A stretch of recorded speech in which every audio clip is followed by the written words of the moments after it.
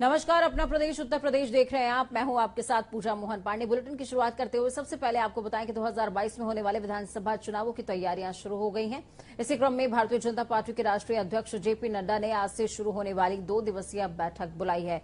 इस बैठक में जेपी नड्डा पार्टी के महासचिवों के साथ आगामी चुनावों को लेकर अहम चर्चा कर सकते हैं। बैठक में भारतीय जनता पार्टी के बीएल संतोष सहित सभी 8 महासचिव शामिल होंगे।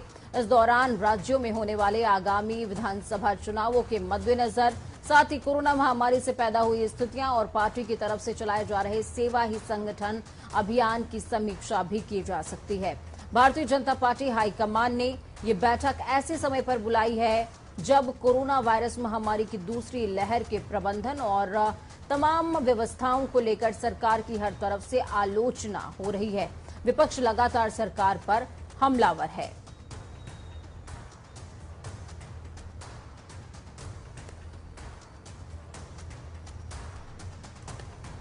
तो जेपी नड्डा ने बैठक बुलाई है। इस बैठक में तमाम पहलुओं पर चर्चा होगी, जिसमें सबसे अहम है 2022 विधानसभा चुनावों के मद्देनजर अंतरकलह को पार्टी की खत्म करना, साथ में संगठन को ग्रास रूट लेवल पर मजबूत करना।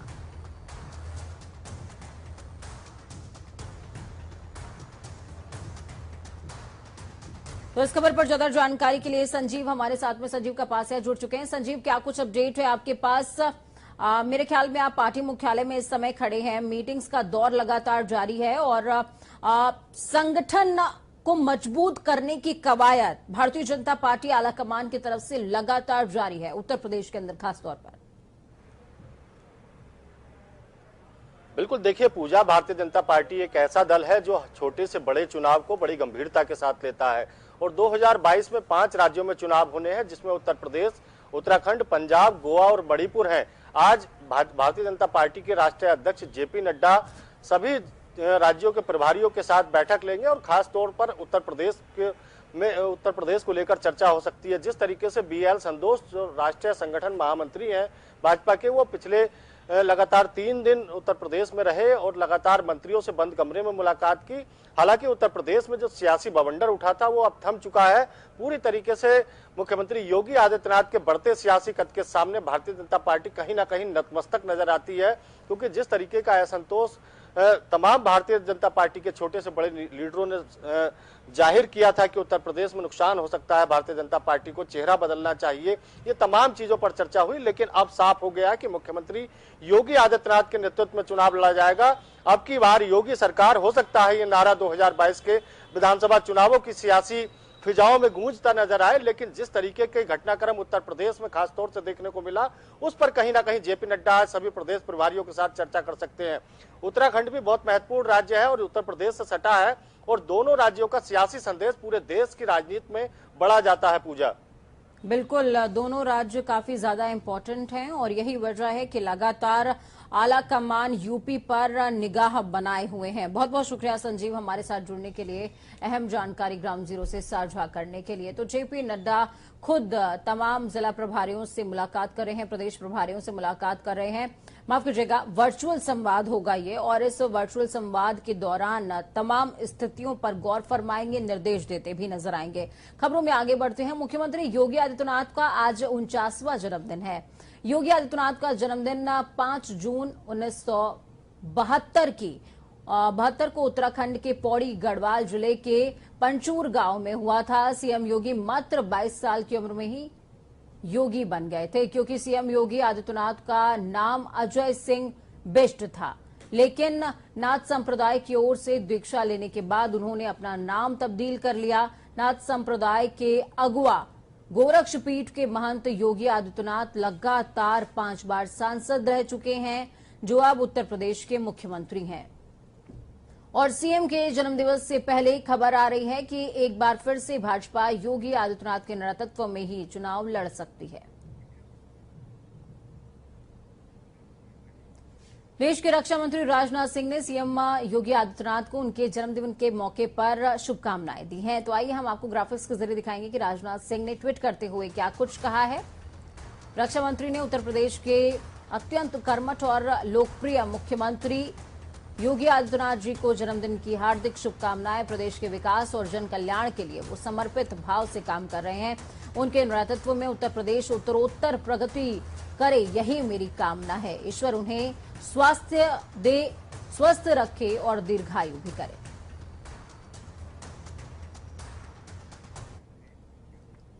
सीएम योगी आज विश्व पर्यावरण दिवस के मौके पर उन्होंने बधाई दी है। तो ग्राफिक्स के जरिए आपको बताएंगे कि सीएम योगी आदित्यनाथ ने क्या ट्वीट किया है। उन्होंने कहा कि प्रदेशवासियों को विश्व पर्यावरण दिवस की हार्दिक शुभकामनाएं। आइए आज के अवसर पर हम सभी अपने वातावरण को स्वच्छ रखने, वृक्षों और जल स्रोतों के संरक्षण हेतु संकल्पित हों।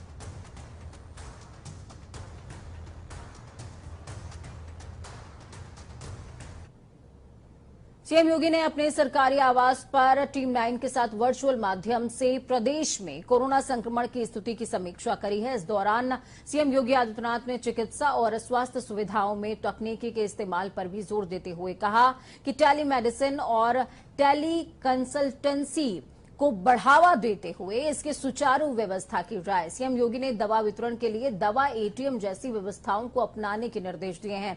उसके साथ ही जुलाई तक प्रदेश में रोजाना कोरोना वैक्सीन की 10 लाख डोज लगाए जाने के लक्ष्य के साथ काम करने के निर्देश भी सीएम योगी आदित्यनाथ की तरफ से दिए गए हैं।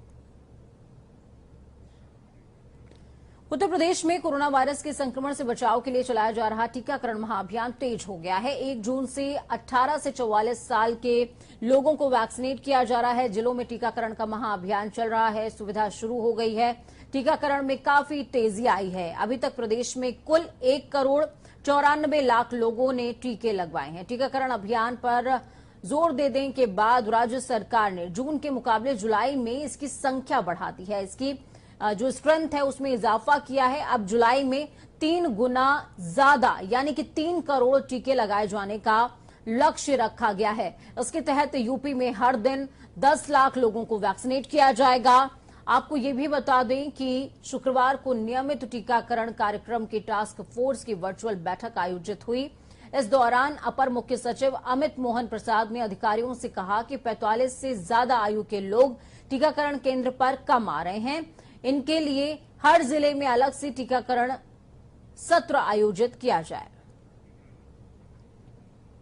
इस खबर पर ज्यादा जानकारी के लिए अनूप हमारे साथ में जुड़ चुके हैं लाइव। अनूप, ग्राउंड जीरो की अगर हम बात करें, 3 करोड़ का लक्ष्य जुलाई के लिए रख दिया है। 1 जून में 1 करोड़ का लक्ष्य सीएम योगी आदित्यनाथ ने रखा था। ग्राउंड जीरो की अगर बात करें सिर्फ राजधानी लखनऊ की, क्या 1 करोड़ का लक्ष्य छूटा हुआ नजर आ रहा है? लग रहा है अभी से कि 1 करोड़ का लक्ष्य पूरा हो जाएगा और आगे के लिए तो 3 करोड़ का लक्ष्य रखा गया है।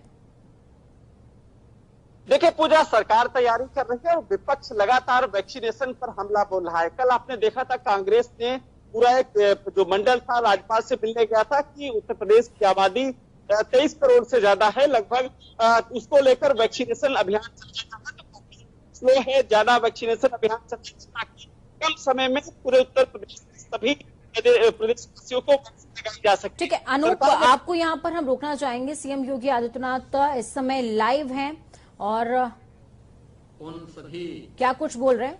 सपनों को पूरा करने में अपना योगदान दे रहा है। जो प्रधानमंत्री जी ने आत्मनिर्भर भारत की बात कही है, उस आत्मनिर्भर भारत की परिकल्पना को साकार करने के लिए आपके परिश्रम और आपकी पुरुषार्थ के लिए मैं आप सबका हृदय से अभिनंदन करता हूं।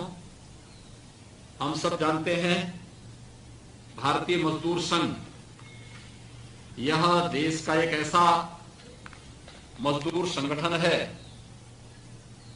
जिसके लिए राष्ट्र सर्वोपरि है, जिसने सदैव राष्ट्र के हित के बारे में, उद्योग के हित के बारे में और श्रमिकों के हित के बारे में क्रमशः अपनी मांग को एक नई ऊंचाइयों तक पहुंचाया है।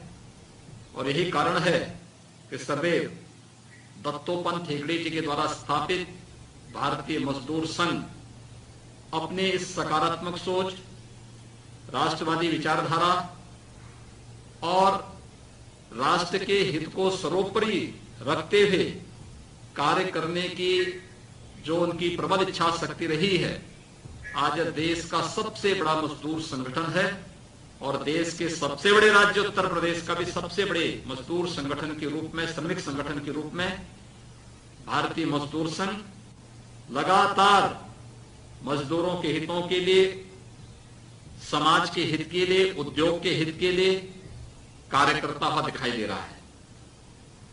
मैंने आज एक कार्यक्रम कानपुर से हम लोग जुड़ रहे हैं। कानपुर में उन संगठनों की भी नकारात्मक भूमिका को हमने देखा है जिन्होंने उत्तर भारत के मैनचेस्टर कहे जाने वाले कानपुर को बर्बाद करके रख दिया। भारतीय मजदूर संघ से जुड़े हुए पदाधिकारियों के साथ मेरा निरंतर संवाद रहा है और अक्सर मेरे पास श्रीकांत अवस्थी जी, अनुपम जी, राधे कृष्ण त्रिपाठी जी, इन लोगों का मेरे साथ लगातार संवाद रहा है। लोग बराबर श्रमिकों के हितों के लिए लगातार हमारे साथ संवाद बनाते हैं, अपने सुझाव देते हैं और उन कार्यक्रमों के माध्यम से श्रमिकों के हितों के लिए कार्य करने में हमें काफी सुविधा होती है। तो सीएम योगी आदित्यनाथ वार्षिक अधिवेशन है मजदूर संघ का, उसको संबोधित करते हुए नजर आए और इस दौरान उन्होंने साफ तौर पर कहा कि देश की रीढ़ मजदूर हैं और ऐसे में उनके हितों का संरक्षण हमारी जिम्मेदारी है। प्रदेश सरकार हमेशा अग्रणी भूमिका में नजर आएगी। खबरों में आगे बढ़ेंगे और आपको बताएंगे कि उत्तर प्रदेश में कोरोना संक्रमण की दूसरी लहर जितनी तेजी से बढ़ी थी उतनी ही तेजी से घटती भी नजर आ रही है। प्रदेश में बीते 24 घंटे में 1175 नए संक्रमित केसेस मिले। इस दौरान 136 लोगों की मौत हुई है। शुक्रवार को 3646 लोग संक्रमण से ठीक भी हुए हैं। अब राज्य के अंदर कोरोना के 22,877 सक्रिय मामले हैं। पिछले कुछ दिनों से कोरोना के नए केसेस में लगातार गिरावट जारी है। यूपी में इन दिनों 1200 से नीचे नए केस पहुंच गए हैं, तो वहीं एक्टिव केसेस की संख्या भी घटी है। अब तक 16,52,000 लोग कोरोना संक्रमण से मुक्त होकर स्वस्थ हो चुके हैं। यूपी में रिकवरी रेट 97.4% हो गया है। तो अनूप हमारे साथ जुड़े हुए हैं लगातार। अनूप, जिस तरीके की तस्वीरें हम वैक्सीनेशन का जिक्र कर रहे थे, विपक्ष लगातार घेर रहा है, क्या इसीलिए ये माना जाए कि अभी हाल ही में ऐलान हुआ कि पहले जून में 1 करोड़ का लक्ष्य रखा था, अब हम जुलाई की घोषणा पहले ही कर देते, कहीं जल्दी तो नहीं है घोषणा करने में? देखिए पूजा, अगर पूरे हकीकत को देखा जाए तो उत्तर प्रदेश की आबादी 23 करोड़ के आसपास है। तो ऐसे में इस तरीके से वैक्सीनेशन उत्तर प्रदेश में चलाए जा रखा है, या लंबा जाने की उम्मीद है। इसी वजह से लगातार हमलावर सरकार पर है कि जल्दी से वैक्सीन लगाई जाए और विस्तृत अभियान चलाया जाए ताकि जल्द से जल्द लोगों को वैक्सीन लग जाए। उत्तर प्रदेश सरकार कोशिश कर रही थी, क्योंकि वर्तमान के हालात आपने देखा होगा पूजा कि उत्तर प्रदेश के बहुत ही खराब थे। ऐसे में स्वास्थ्य महकमा की कहीं न कहीं बीमार पड़ गया था, जो कोरोना संक्रमित बहुत सारे लोग होते स्वास्थ्यकर्मी, लेकिन अब दोबारा वापस हो रहे हैं और लगातार इसी वजह से सरकार है कोशिश कर रही है कि जो वैक्सीनेशन अभियान बृहद स्तर पर चलाया जाए। जो जून का माह है, इसमें 1 करोड़ का लक्ष्य रखा गया है। ये सरकार स्वास्थ्य विभाग की परीक्षा होगी। अगर वैक्सीनेशन 1 करोड़ पूरा हो जाता है इस माह में, तो दूसरे जो जुलाई का माह आएगा उसमें 3 करोड़ का लक्ष्य रखा जाएगा, यानी 10 लाख वैक्सीनेशन लोगों को दे भी दिया जाएगा। अब ये देखना होगा पूजा की हकीकत में जो गांव के लोग हैं अभी भी परहेज कर रहे हैं, जिनको समझाने की जरूरत है। गांव का जिक्र आपने किया है अनूप, तो कई जगहों से ऐसी तस्वीरें आ रही हैं, स्वास्थ्य विभाग की जो टीम है वो पहुंचती है तो लोग नदी में छलांग लगा देते हैं, कई ड्रम के पीछे छुप जा रहे हैं। इस तरीके की तस्वीरों से कैसे निजात? लोगों को पकड़ पकड़ के लाना पड़ रहा है वैक्सीन लगवाने के लिए, उन्हें समझाना पड़ रहा है, और ऊपर से फिर सपाई नेता इस तरीके के बयान देते हैं कि शरीयत के साथ छेड़छाड़ हुई है इसीलिए कोरोना बढ़ रहा है। तो ये जो भ्रमजाल फैलाया जा रहा है, लोगों के अंदर भ्रांतियां बैठी हुई हैं, ये भी एक बहुत बड़ा टास्क है गवर्नमेंट के लिए, इससे भी लड़ना। बिल्कुल पूजा, आपने सही कहा कि लगातार जिस तरीके से सरकार कोशिश कर रही कि गांव के लोग बाहर आए और उनको जो भ्रांतियां हैं वो उनकी दूर हो, लेकिन कहीं न कहीं अपने ही समाज के लोग दूसरे भ्रमित करने की कोशिश कर रहे हैं, चाहे पॉलिटिकल पार्टियों की बात करें या फिर गांव में ऐसी तस्वीरें दिख जाती हैं सोशल मीडिया पर कि स्वास्थ्यकर्मी तो घर पहुंचते हैं लेकिन वो घर से भाग जाते हैं, कभी वैक्सीन लगवाना नहीं चाहते हैं। ऐसे में कहीं न कहीं वो भ्रम की स्थिति तोड़नी पड़ेगी और खुद व्यक्ति को सामने आना पड़ेगा हर लोगों को टीका वैक्सीनेशन उतना ही जरूरी है। जीवन की वो रक्षा कर सकते हैं। जरूरी है। बहुत बहुत शुक्रिया अनूप हमारे साथ जुड़ने के लिए, अहम जानकारी साझा करने के लिए। तो गवर्नमेंट का लक्ष्य है कि जून में 1 करोड़ और आगामी जुलाई में 3 करोड़ वैक्सीनेशन करवाए जाएं, और ये लक्ष्य बेहद जरूरी भी है ताकि जल्दी से जल्दी लोग वैक्सीनेट हो जाएं। खबरों में आगे बढ़ते हुए बड़ी खबर आपको बताएंगे। जिला कारागार में आजीवन कारावास की सजा काट रहे कैदी की मौत के बाद बंदियों ने बगावत कर दी, हिंसा पर उतारू हो गए। सैकड़ों बंदियों ने जमकर तोड़फोड़ मचाई, तांडव किया है। आगजनी करते हुए जेल को करीबन 8 घंटे तक अपने कब्जे में रखा। बाहर मौजूद पुलिस और प्रशासनिक अधिकारियों ने बंदियों को नियंत्रित करने के लिए सभी हथकंडों को अपनाया, लेकिन सफलता नहीं मिली। आपको बता दें कि रामपुर थाना क्षेत्र के बनीडीह निवासी क्षेत्र पंचायत के पूर्व सदस्य बागेश मिश्रा की दोपहर करीबन 1:30 बजे मौत की खबर सामने आई। बंदियों को यह खबर मिली, वो आक्रोशित हो गए, इलाज में लापरवाही का आरोप लगाने लगे। सैकड़ों बंदी बैरकों से बाहर आए, तो उसके बाद बंदियों ने जेल के गेट नंबर 3 और 4 पर कब्जा कर लिया, पथराव करने लगे और आगजनी भी शुरू हो गई। सिलेंडर लेकर बंदी बैरक के पास मंदिर और पेड़ों पर चढ़ गए। इस अप्रत्याशित घटना से जेल प्रशासन के साथ पूरे जिले के प्रशासन के हाथ पांव फूलने लगे। जेल अधीक्षक एसके पांडे ने डीएम एसपी से स्थिति पर नियंत्रण के लिए अतिरिक्त पुलिस फोर्स की डिमांड मौके पर करी, जिसके बाद बंदियों के पथराव में कुछ साथियों के जख्मी होने के बाद बंदी रक्षक सुरक्षित स्थानों पर दुबक गए। जेल अधीक्षक एसके पांडे ने कारागार मुख्यालय, जिला डीएम मनीष कुमार वर्मा और एसपी राजकरण नैयर से स्थिति पर नियंत्रण के लिए मदद भी मांगी है। तो इस तरीके की घटना देखने को मिली। हालांकि बाद में पुलिस ने स्थितियों पर नियंत्रण पाया, लेकिन 8 घंटे की यह जद्दोजहद रही है। जौनपुर जेल में जो है कुछ मुलजिम जो है जो कैदी हैं वो पथराव कर रहे हैं और जो है बवाल कर रहे हैं। इस सूचना पे मैं और कमिश्नर साहब आया, उनसे बात करने का प्रयास किया। उसमें से 2 गुट के लोग थे और जो है लीडरलेस क्राउड था, इसीलिए बात करने में थोड़ी देर हुई और उनको समझाने में थोड़ा विलम्ब हुआ। और जो है अब जो है मौके पे पूर्णतः शांति है। जो लोग पत्थरबाजी कर रहे थे उन्हें चिन्हित भी कर लिया गया है और इनकी कुछ ग्रीवांसेस थी, वो कमिश्नर साहब ने नोट किया है और उसका निराकरण किया जाएगा। तो इस खबर पर ज्यादा जानकारी के लिए जौनपुर से अभिषेक पांडे हमारे साथ में जुड़ चुके हैं। अभिषेक, क्या कुछ अपडेट है? 8 घंटे तक बंदियों का तांडव चलता रहा जिले के अंदर, और 8 घंटे तक पुलिस कहां थी? वहां पर क्या सिक्योरिटी अलर्ट्स नहीं थे क्या? जी पूजा जी, ये जिला कारागार यही है जहां पे कल भावेश मिश्रा सजा याफ्ता कैदी की मौत हो गई थी, और इसी जगह कल जो है इसी जिला कारागार में कैदियों ने भीषण तांडव किया, आगजनी की, तोड़फोड़ किया और करीब 8 घंटे तक पूरे कारागार को युद्ध का मैदान बनाकर रख दिया। बाद में मौके पर आईजी रेंज वाराणसी एसके भगत और दीपक अग्रवाल कमिश्नर। अभी घायल बंदियों की स्थिति कैसी है अभिषेक? इस समय मजिस्ट्रेटी जांच के लिए अधिकारी लोग अंदर गए हुए हैं और जांच चल रही है। इस समय शांतिपूर्ण माहौल है, लेकिन कल ये शांति अशांति में बदल गई थी।